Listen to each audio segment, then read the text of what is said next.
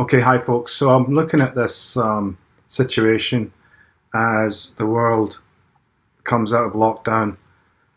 There's going to be a society-wide psychosis, and I've gone into it before, but um, what's happened is you have a fear that's been pounded into people's heads for almost a year, day in, day out. Now, it doesn't matter how a person is now rationalizing all of this, whatever side there of this sort of discussion over COVID and lockdowns they are on, most people will have a kind of a PTSD at this point. Now, that's just inevitable, especially when fear is pounded into people's brains day in, day out.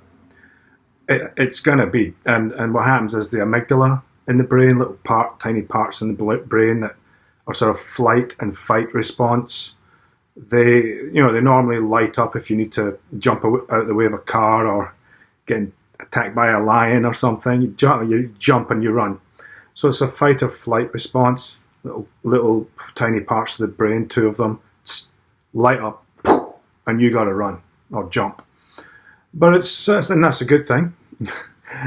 But if it happens too often or too much too quickly, such as in a military situation, for example, used to be called shell shock, but if it's pounded into your brain, some kind of stress like that, pounded into your brain day after day, it also results in a similar state whereby these two parts of the brain don't really switch off.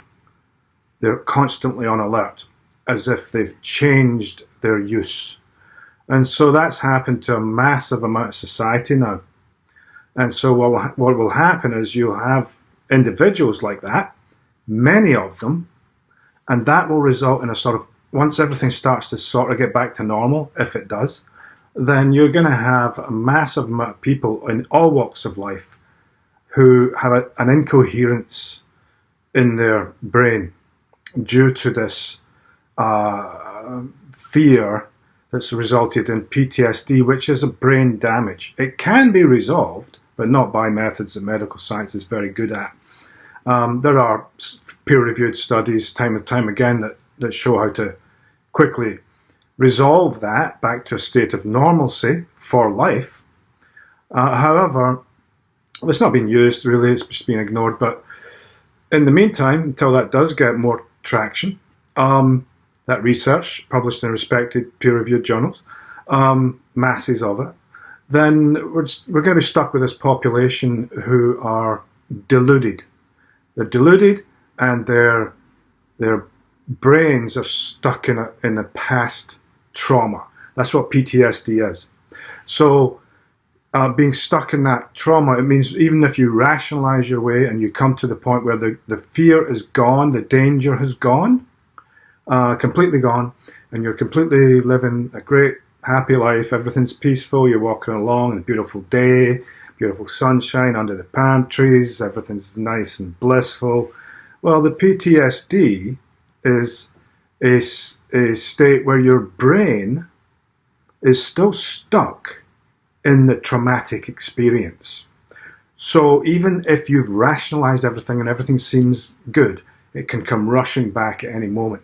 And that might not be that you go crazy or something, but it can just affect the way the brain is functioning. It's not as it might just affect your thinking, right? How you think accurately, your accuracy of thinking. So that's fine. That happens to people. We've probably all got PTSD from something, a little bit of it, but in general, when you get this much of it, after a year of being pounded on the head, that death is just outside your door, instant death. So that's going to be massive, and it's society-wide. So when everything maybe gets back to normal, in whatever field you're in, you're going to start seeing people who are incoherent from time to time, and that will get worse, or it'll just be really bad from the get-go. But as you all start to get together at work, maybe, or friends getting together, first of all, it'll be very strange. I know that, yeah, because you'll all be going, "This was really weird," and blah blah blah, and you'll talk about it and how awful it was and everything. But after a while, Once that subsides and everything seems back to normal and you're not talking about it as much anymore, every single person, most of the people, sorry, not everyone, but a lot of the people, a lot of the people around you will start to have a little bit of dysfunction. Other people will have a lot more dysfunction and actual visible psychosis. You'll see that as well.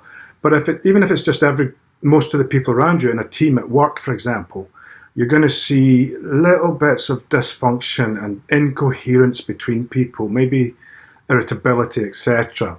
That's in a good situation. That'll be the best case scenario. But that alone, when it builds up between a group or a team or a company working together or in a classroom, all that little tiny bits of incoherence and irritability and uncertainty and poor quality thinking because of PTSD getting in the way all the time, this flight or fight response, this fear that's still in the back of people's brains, or in their brains overall, that comes to the fore in little pieces. Even if it just comes in little pieces in in a lot of people, that will result in a large incoherence and a large multiplying psychosis, whereby you'll see more and more incoherence around you.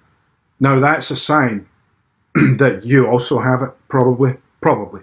You might not. You might be one of the very few people who's not affected by this. And even if you thought lockdowns are a bad idea and this is a weak virus from the get-go, like me, then you'll still be affected by it to some extent. But it'll be worse in those who didn't see the science that was being produced at the time and the facts that were on the ground and are clearly obvious today. So that's most people have been pounded with a fear that has caused a delusion and PTSD in their brains. And no matter how slight that is, if that's a crowd of people and there's only a slight PTSD, that can result in more and more build-up of incoherence, which can actually add to the hysteria. And that incoherence just builds up in a group of people. So you have crowd incoherence, group incoherence. And that's dangerous to society because it means things don't get done or they get done badly. And then there's that lack of confidence in yourself and others around you, your team of people, whatever that is you're working with, your classroom, becomes lack of confidence increases just little bit by little bit. So these are the best case scenarios I'm talking about. The worst case is that quite a few people in the group, in every group, have very bad PTSD where it will well up into something irrational and psychotic. So you have a mass psychosis in society now due to the pressures from all sorts of things. But this year, 2020, has really ramped it up 100-fold. The herd mentality can only get you by so far, and so I'm just trying to. I know I'm insulting to people. Probably sounds like I am, but I'm trying to help people. So there are ways to get around all that. Scientifically validated, hard science, neuroscience, and physiological science, and it's all ways to completely turn it all around for yourself and for others, so that an evolution takes place in the mind and body, in the brain, and in the physiology. And that evolution is a higher state of human functioning. That is clear from hundreds of studies published in peer-reviewed journals using a very natural, simple technique, all non-profit. I'm not going to teach it or get anything for it. I don't do that. But I'll send you to the experts who have been doing this for years. All non-profit, easy to learn. And it's just because the human brain has sort of de-evolved over time into a less effective device, really. And so it's a less effective supercomputer. It is a supercomputer, far beyond anything that scientists can dream up, even today, with quantum computing and all that. That's a joke compared to the human brain and the physiology as a unit. And like I say, it does feed off society as well. There's a sort of reciprocal effect that can happen as well. So as society becomes more incoherent, as individuals become more coherent, an incoherence that's more than the sum of the parts can arise, and that just makes the whole thing worse. The opposite is also true. If there's a coherence among individuals in the brain body, coherence of EEG, the electrical activity of the brain, electromagnetic field of the brain and body. EEG is a scientific term for that. Coherence in that means the whole brain functioning together as a unified supercomputer. And also more power in the EEG, more powerful. So that means the brain activity is stronger and more. It's able to focus and take a broad view of the world and focus at the same time much more effectively than normal. And then you also have fMRI. You can look these up. That just means functional MRI. So it just talks about the blood flow in the brain in this case. And so blood flow in the brain is very important, because if there's not balanced and proper blood flow, parts of the brain start to diminish and fade and literally start to die over years and decades. So without that, restoration of those natural blood flow throughout the brain and the whole body, and a natural restoration of high EEG coherence, the whole brain working together, and powerful brain functioning, meaning it can't be easily rattled or affected by extraneous and incoherent or damaging influences. So you're able to stay centered and also think more clearly about everything that you might be thinking about, whatever that is. You also get more energy, everything. The whole body is enhanced. This is peer-reviewed research. 400 plus studies shows that you, a human being, can easily, quickly become an advanced person, and the whole species can advance very quickly to a higher level of human functioning. And so that's what we can do very easily, simple, quickly, and permanently. There's no continuous sort of need to get back to some stressful state and then find your way back again. It's just permanent. And then society-wide it will be highly effective in reducing the incoherence that's going to be huge in society now that lockdowns are ending slowly. And there's so many other factors that are impinging on that. It means that the psychosis that's going to be created from the PTSD from lockdown and fear-mongering is going to be so huge. But then there's all these other factors that are going to make it even worse. So how do we get around that? Well, I'll probably move to Sweden and hopefully get out of it that way or something.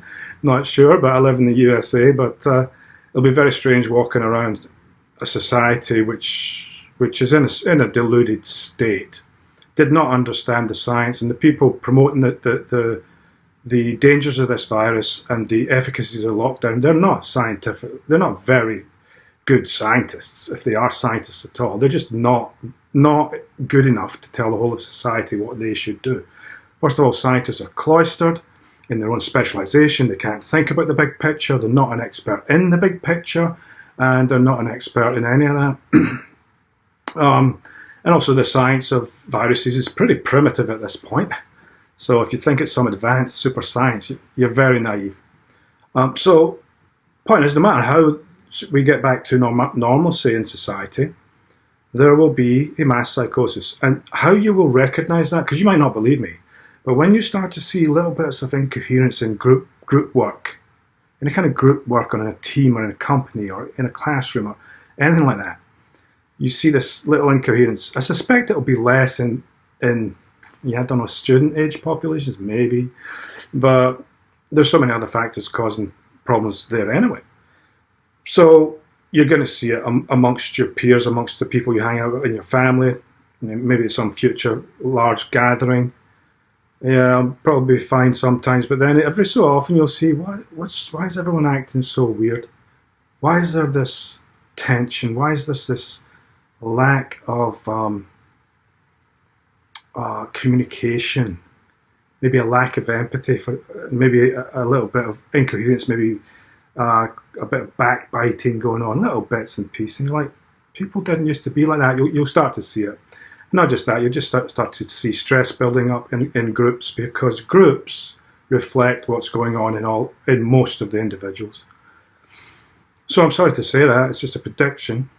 Maybe I'm wrong. Maybe everyone will be all peace and love, kumbaya, perfect. It's going to be awesome, lovely.